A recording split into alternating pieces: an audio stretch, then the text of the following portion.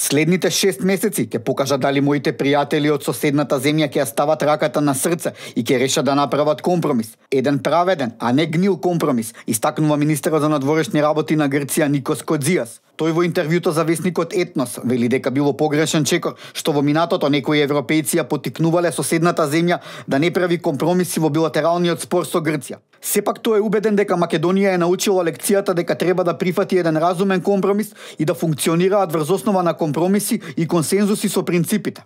Нашите соседи веруваат дека можат да стигнат до интеграција во институциите без договор со нас, нешто што е невозможно. Додека пак некои од нашите поверуваа во илузијата дека неактивноста во надворешната политика е оружје. Се покажа дека за време на нашата неактивност други сили добија одличен пристап до нашите северни соседи.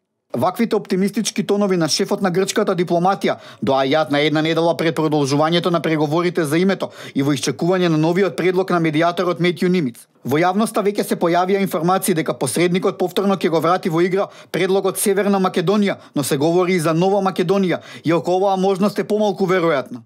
Но како што претходно истакна Кодзијас, ќе треба да се договорат и останатите така наречени идентитетски прашања, како што е именувањето на јазикот, нацијата, како и меѓународните кратенки.